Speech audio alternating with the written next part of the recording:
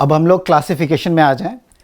तो जो अभी मैंने डिफाइन किया था पॉलिनोमियल का डेफिनेशन, उसी चीज़ को अगर मैं मैथमेटिकल फॉर्म में लिखूं तो वो ऐसे होगा। इससे पहले आपने देखा था कि डेफिनेशन लिखा था, अब हम लोग इसी चीज़ को मैथमेटिकली एक्सप्रेस कर रहे हैं। तो इसको हम लोग पढ़ेंगे कैसे? पॉलिनोमियल इन एक्स, जो ये पी एक्स है, इसको हम पढ़ते हैं polynomial in x.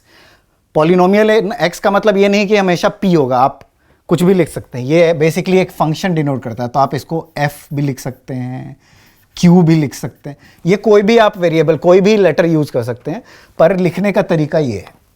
Polynomial in x is equal to a0 plus a1x plus a2x square plus anxn। इसमें हमने पॉलिनोमियल को किस तरीके के स्टैंडर्ड फॉर्म में लिखा है? असेंडिंग पावर्स ऑफ एक्स के फॉर्म में लिखा है। तो ये एक स्टैंडर्ड फॉर्म है जहां पे powers of x ascending order में दिए हुए हैं। यहां a0, a1, a2, an ये सारी चीजें क्या हैं? कोएफिशिएंट्स। और इन कोएफिशिएंट्स के बारे में क्या कहा जा रहा है? a0, a1, a2 ये सारे जो हैं वो रियल नंबर को बिलोंग करते हैं, यानी ये सारे नंबर्स रियल नंबर्स हैं। और an नॉट इक्वल टू 0 है, यानी जो आखिरी टर्म है वो 0 के बराबर नहीं है कोएफिशिएंट। उसका रीजन डिग्री से रिलेटेड है, वो भी हम लोग जस्ट क्लियर करेंगे कि वो क्या है। तो इसको हम लोग पॉलिनोमियल कहते हैं। पॉलिनोमियल किसी सेट के ऊपर, सेट ऑफ नंबर्स के ऊपर डिफाइंड होता है। नंबर्स कैसे भी हो सकते हैं, इंटीजर होते हैं, रियल नंबर्स होते हैं। तो पॉलिनोमियल ओवर अ सेट, अगर a0, a1, a2 ये सारे इंटीजर्स होंगे तो वैसे पॉलिनोमियल को हम कहते हैं पॉलिनोमियल ओवर इंटीजर्स। अगर ये सिर्फ रियल नंबर्स हैं, ये कोई ज़रूरी नहीं है कि वो रैशनल हैं या इरैशनल हैं, कुछ भी हों, तो वो ऐसे पॉलिनोमियल को हम कहेंगे polynomial over a set of real numbers. अगर सिर्फ और सिर्फ रैशनल नंबर्स हैं तो वैसे पॉलिनोमियल को हम कहेंगे polynomial over a set of rational numbers. जैसे अगर मैं आपसे पूछूं 2x square plus 3x plus 1, ये किस टाइप का पॉलिनोमियल है? तो आप देखेंगे कोएफिशिएंट इसके सारे इंटीजर्स हैं, तो it is a polynomial over integers कहेंगे। अगर यहाँ पे मैं √3 कर दूँ, √3 करने से x की पावर में कोई चेंज नहीं आया, ये अभी भी पॉलिनोमियल है। तो ये कैसा पॉलिनोमियल है? It is a polynomial over a set of real numbers. ऐसे ही हम लोग रैशनल नंबर्स के लिए भी कर सकते हैं। तो पॉलिनोमियल ओवर अ सेट इस चीज को कहते हैं। अब हम लोग आ जाए क्लासिफिकेशन जो हम लोग कर रहे हैं पॉलिनोमियल्स का। पॉलिनोमियल कई तरीके के होते हैं, तो कई तरीके के भी होते हैं और कई बेसिस पे इनको क्लासिफाई किया जाता है। सबसे पहली क्लासिफिकेशन जो हम देखेंगे वो है टर्म्स के बेसिस पे। टर्म्स क्या होते हैं? आप यहाँ पे देखेंगे, जैसा मैंने बताया था आपको कि पॉलिनोमियल में जो अलजेब्रिक एक्सप्रेशन है वो प्लस, माइनस और मल्टीप्लिकेशन और डिवीजन उसके बीच में हो सकता है। तो हर वो पार्ट ऑफ द एक्सप्रेशन जो प्लस या माइनस से सेपरेट हो रहा हो उसको एक टर्म कहते हैं। जैसे यहाँ पे a0 एक टर्म है, इसके बाद प्लस आता है, तो अगले प्लस तक जो भी आएगा या अगले माइनस तक वो सारा एक टर्म होगा। तो a1 इंटू एक्स एक टर्म है, ये दो टर्म्स नहीं है। ये a1x का मतलब क्या हुआ? a1 into x. लेकिन टर्म डेफिनेशन में क्या होता है? टर्म हमेशा प्लस या माइनस से सेपरेट होते हैं। तो पूरा ये a1x जो है वो एक टर्म हो गया। ठीक वैसे ही a2x स्क्वायर एक टर्म हो गया। ऐसे ही बढ़ते जाएंगे an-1 x n-1 ये भी एक टर्म हुआ, anxn ये भी एक टर्म हुआ। तो ये सारे जो हम लोग कहते हैं ये सारे टर्म्स ऑफ पॉलिनोमियल होते हैं। तो पॉलिनोमियल में टर्म की संख्या जितनी हो उसके हिसाब से जो क्लासिफिकेशन बनेगा उसको हम लोग classification based on the terms कहते हैं। वैसे पॉलिनोमियल्स जिसमें सिर्फ और सिर्फ एक टर्म हो, जैसे 3x, ये एक अलजेब्रिक एक्सप्रेशन है 3x। इसमें कितने टर्म है? कोई प्लस और माइनस साइन इसको सेपरेट नहीं करता है किसी चीज से। तो इसमें नंबर ऑफ टर्म्स क्या हुए? एक। नंबर 2 क्या हुआ? क्या ये पॉलिनोमियल है? सबसे पहले तो हाँ, बिल्कुल पॉलिनोमियल है। क्यों? क्योंकि 2 को हम क्या लिख सकते हैं? इसमें x की पावर आपको नहीं दिख रही होगी, लेकिन पावर है, इनविजिबल भी नहीं है। आप देखिए 2 को क्या लिखेंगे? 2 इंटू 1 लिख सकते हैं। 2 इंटू 1 क्या होगा? 2 इंटू एक्स की पावर 0। किसी भी नंबर को, किसी भी वेरिएबल की पावर अगर 0 करेंगे तो उसकी वैल्यू हमेशा कितनी आएगी? 1 आती है। ये इंडिसेस में आप लोगों ने पढ़ा होगा लास्ट ईयर। तो 2 को क्या लिख सकते हैं हम? 2 इंटू एक्स का पावर 0। क्या यहां पे वेरिएबल है? है। क्या उसका पावर नॉन नेगेटिव इंटीग्रल है? बिल्कुल है। 0 एक नॉन नेगेटिव इंटीजर है, तो ये एक पॉलिनोमियल हो गया। इसमें कितने टर्म्स हैं? एक। तो ये जैसे टर्म्स, वैसे पॉलिनोमियल जिसमें टर्म सिर्फ एक हो, वैसे पॉलिनोमियल को क्या कहते हैं हम लोग? मोनोमियल। एक टर्म जिसमें हो, पॉलिनोमियल्स विथ वन टर्म, उसको कहते हैं मोनोमियल। वैसे ही अगर दो टर्म हो तो उसको कहते हैं बाइनोमियल। एग्जाम्पल के तौर पे अगर हम देखें बाइनोमियल का एग्जाम्पल क्या होगा, तो 2x क्यूब प्लस 3। आप ये देखिए, इसमें 3 को हम क्या लिख सकते हैं? अगेन 3 को 3 इंटू एक्स का पावर 0, क्योंकि 3 क्या हुआ? 3 इंटू 1, और 1 को हम क्या लिख सकते हैं? x की पावर 0। क्या ये पॉलिनोमियल है? सबसे पहले देखेंगे कि वो पॉलिनोमियल है या नहीं। पॉलिनोमियल है नहीं तो उसको क्लासिफाई करने की कोई ज़रूरत नहीं। तो सबसे पहले हमने देखा कि ये पॉलिनोमियल है। इसमें टर्म्स कितने हैं? ये पूरा एक टर्म, ये दूसरा टर्म, तो कितने टर्म्स हुए? 2। ये क्या हो गया? बाइनोमियल।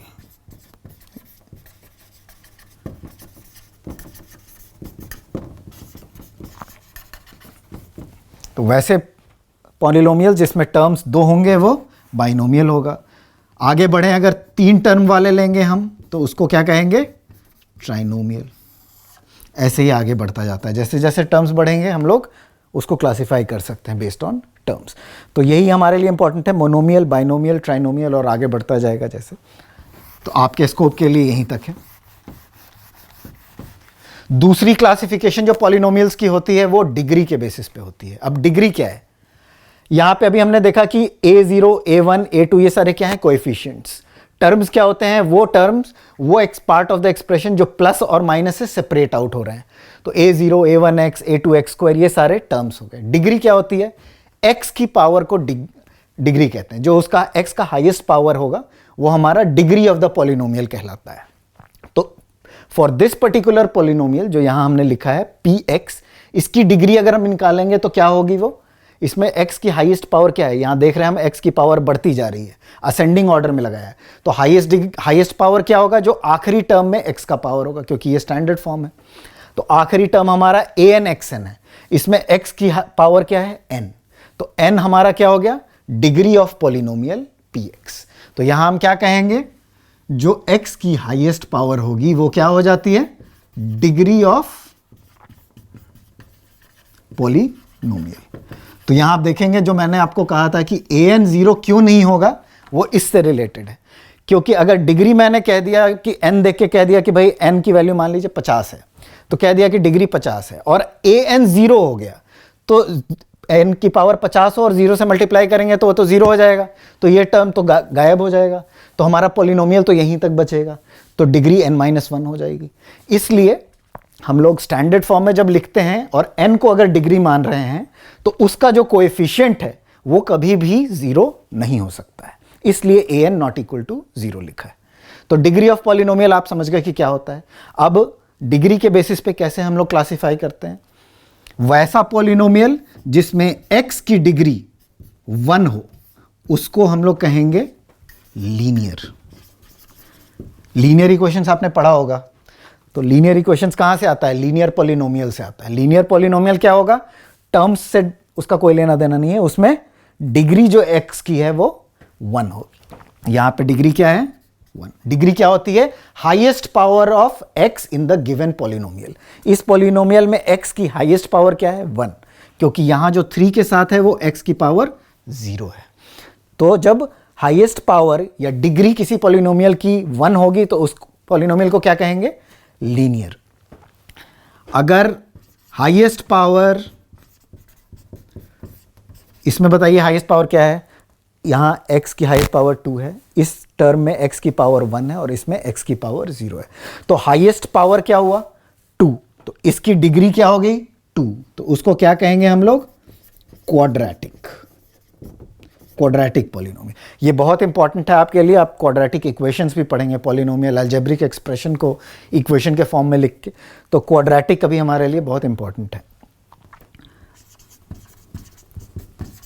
अब अगर इसको आप देखें, ये क्या बन गया? इसको कहते हैं क्यूबिक। अगर डिग्री 3 है तो ये क्यूबिक हो गया।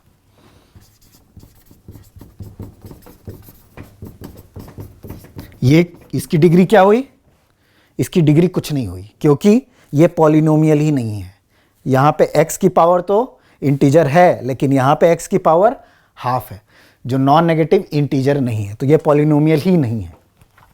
अगर इसको मैं इस टर्म को हटा दूं और सिर्फ ये लिख दूं, इसमें आप बताइए हाईएस्ट पावर ऑफ x 4, इसमें 0, तो ये पूरा क्या बन गया हमारा बाई क्वाड्रेटिक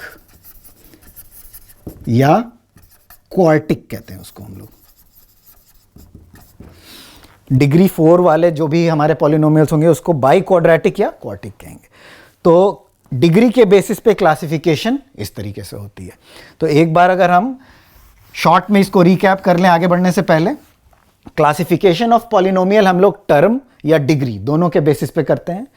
टर्म्स के बेसिस पे अगर हम करेंगे, एक टर्म वाले पॉलिनोमियल को कहेंगे मोनोमियल, 2 टर्म वाले पॉलिनोमियल को कहेंगे बाइनोमियल, 3 वाले को कहेंगे ट्राइनोमियल। और अगर डिग्री के बेसिस पे करने हम जाएं तो जब x की दिए हुए पॉलिनोमियल में x के हाईएस्ट पावर अगर 1 हो तो उसको कहेंगे लीनियर पॉलिनोमियल, अगर 2 हो तो क्वाड्रेटिक, 3 हो तो क्यूबिक, 4 हो तो क्वार्टिक। टर्म्स और डिग्री इसमें कोई ऐसा रिलेशन नहीं है कि अगर मोनोमियल है तो उसकी डिग्री ये होगी या डिग्री 2 है तो टर्म्स उसके 2 होंगे, ऐसा कोई रिलेशन नहीं है। तो ये हमारा क्लासिफिकेशन हो गया पॉलिनोमियल का based on terms and degrees.